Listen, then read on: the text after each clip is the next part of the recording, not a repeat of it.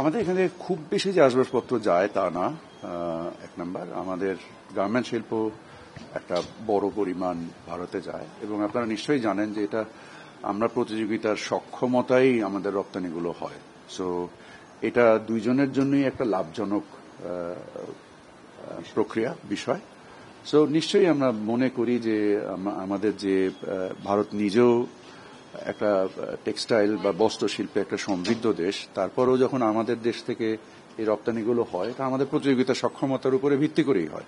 তো আমরা আশা করি যে উভয় দেশের ভোক্তা এবং উৎপাদনের স্বার্থে এটা চলমান থাকবে।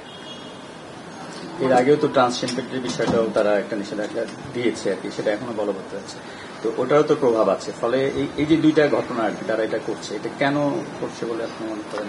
না, ট্রান্সশিপমেন্টের কোনো প্রভাব এই মুহূর্তে আমাদের উপরে নেই। আমাদের নিজস্ব সক্ষমতা ব্যবহার করে আমরা নিজস্বভাবেই এই সমস্যার সমাধান করেছি।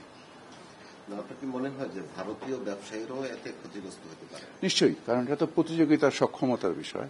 আর বিভিন্ন সময় আপনারা নিশ্চয়ই দেখেছেন যে আমাদের যেহেতু আমরা ভৌগোলিকভাবে একটা কানেক্টেড দুটো দেশ, সো আমাদের প্রতিযোগিতার সক্ষমতা অবশ্যই আমাদের পরিবহন ব্যয় বা অন্য অন্য জিনিস দিয়েও নির্দিষ্ট হয়। তো সেক্ষেত্রে আমাদের যে বিভিন্ন সময় আমরাও আমাদের কৃষিপণ্য উৎপাদন এবং ভোগের উপরে নির্ভর করে আমদানিতে বিভিন্ন রকমের বিধিনিষেধ আরোপ করি, ভারতও করে।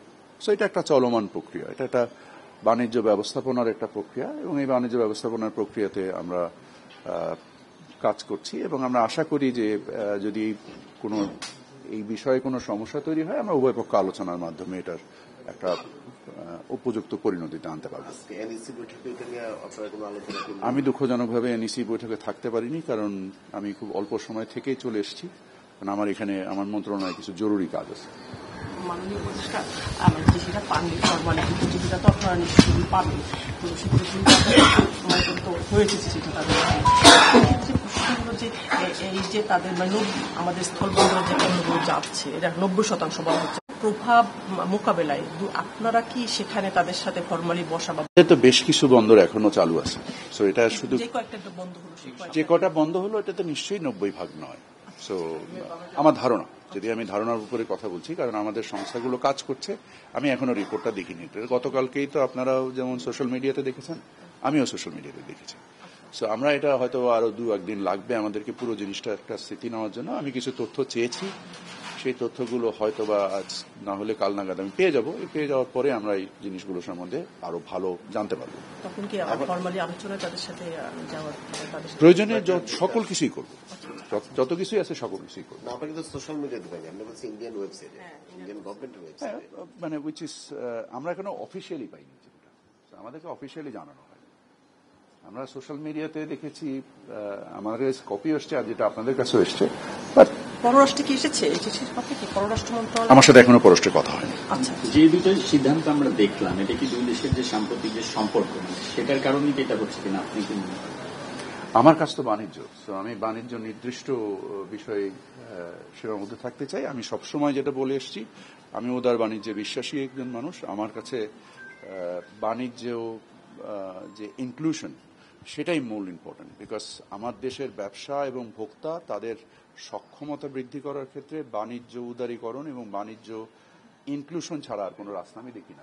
আমি এর বাইরে কিছু জানি না। বাণিজ্য বৃদ্ধি করবো, দ্বিপক্ষীয় সম্পর্কে উন্নয়ন করবো, অবশ্যই করতে চাই। সেক্ষেত্রে উল্টা কাজ হচ্ছে।